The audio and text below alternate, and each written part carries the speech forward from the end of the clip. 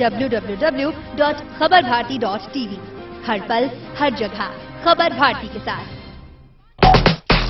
जलवा बॉलीवुड के सितारों का, हसीनाओं ने मचाया कितना धमाल, एक्सपोज के बावजूद कौन हुआ reject. Action romance item number, पर्दे के पीछे का क्या है चक्कर, पहले पर्दे की मसालेदार खबरें, खबर चौकी रोजाना दोपहर 2:30 बजे सिर्फ खबर भारती पर।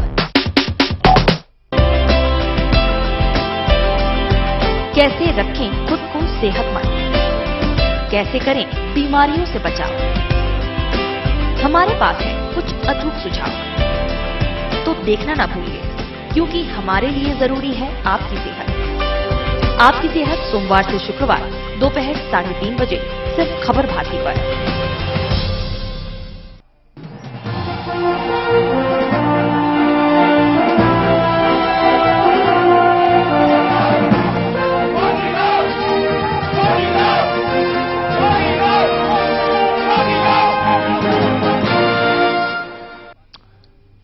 ब्रेक के बाद आपका बहुत स्वागत है। राजनीति लाइव में महाकुंभ पर महाबहस जारी है। चर्चा के शुरुआती दौर में जिस बात को उठाने की हम कोशिश कर रहे थे कि पार्टी में महाकुंभ एक प्रतिष्ठा था प्रदेश के लिहाज से, लेकिन नरेंद्र मोदी जिस शख्स को पार्टी पीएम घोषित करती है, उनकी उपस्थिति में नरेंद्र मोदी का कद कितना बढ़ता है, मुख्यमंत्री शिवराज सिंह चौहान का पूरा नजारा देखने को मिलता है और उन सबके बीच कांग्रेस के लिए कितनी बड़ी चुनौती, ये जानने की कोशिश करेंगे। चर्चा में लगातार मेरे साथ मेहमान बने हुए हैं।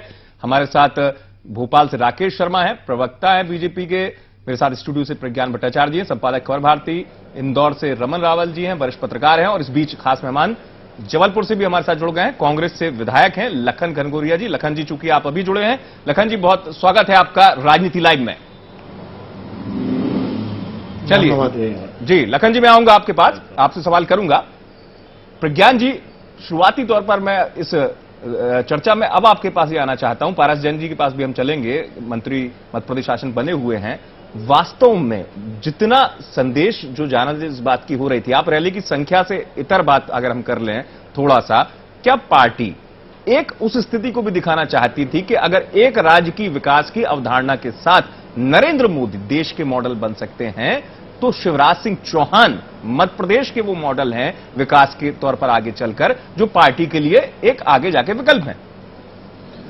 अमित, सही है कि आज का जो शक्ति परीक्षण था जी, मैं महाकुंभ या महारैली नहीं, इसको शक्ति परीक्षण बताऊंगा जी, जिसे अंग्रेजी में शो ऑफ स्ट्रेंथ कहते हैं। हाँ। वो तो बीजेपी ने बाकायदा बाखूबी निभाया। लेकिन इसमें जैसे पारस जी से मेरा सवाल भी होगा, इसी बात पे सवाल छिपा है। जिस ढंग से मोदी ने शिवराज की तारीफ की, उनकी डेवलपमेंट मॉडल को भी तारीफ दी, लेकिन पूरे मंच में बीजेपी के इतने लीडर थे, किसी ने प्रधानमंत्री मोदी जो उनका कैंडिडेट है उसके लिए वोट नहीं मांगी। ये मुझे अभी तक, पारस जी, मैं इस बात को समझ ही नहीं पा रहा हूं कि ये, मैं मानता हूं असेंबली इलेक्शन होने वाले हैं, आप मध्य प्रदेश में भी हैं, लेकिन इतने बड़े रैली में आप कह रहे हैं Guinness book of world record और पता नहीं क्या क्या रिकॉर्ड बना रहे हैं, लेकिन किसी ने भी उमा भारती के अलावा सीधे तौर पे मोदी के लिए वोट नहीं मांगा। हाँ। इसका क्या कारण है? ये मेरे समझ से परे है। पारस जैन, आपसे पूछूंगा। पारस जी सुन पा रहे हैं आप? पारस जैन जी सुन पा रहे हैं आप आवाज? चलिए पारस जी आपके पास लौटेंगे। इस बीच जरा लखन घनघोरिया जी से मैं सवाल कर लूं, अभी जुड़े हैं चर्चा में, कांग्रेस से हैं, विधायक है। लखन जी देखिए, अमित जी आप मेरे से जवाब ले रहे हैं इस बात का? नहीं, मैं आपसे भी लूंगा, आपसे भी जवाब लूंगा राकेश जी, क्योंकि पारस जी बने हुए हैं। राकेश जी, पारस जी बने हुए हैं, थोड़ी तकनीकी कारणों से उन तक मैं नहीं पहुंच पा रहा हूं अभी। मैं जल्दी से लखन घनघोरिया जी से सवाल कर लूं। लखन जी, बीजेपी का बड़ा दावा, लाखों की संख्या में कार्यकर्ता उमड़े हैं और महाकुंभ के जरिए उन्होंने बता दिया है संदेश कि प्रदेश में वो हैट्रिक बना सकते हैं, ये बीजेपी का दावा है। कांग्रेस के लिए अब चिंता की लकीर शुरू होती है, क्योंकि उन्होंने भोपाल में महाकुंभ के जरिए एक संदेश तो दिया है।